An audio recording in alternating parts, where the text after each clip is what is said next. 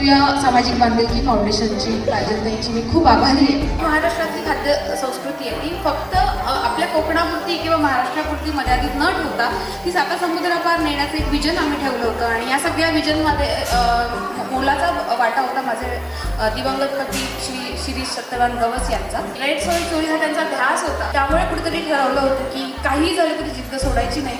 वाट किती कठीण असली तरी चालत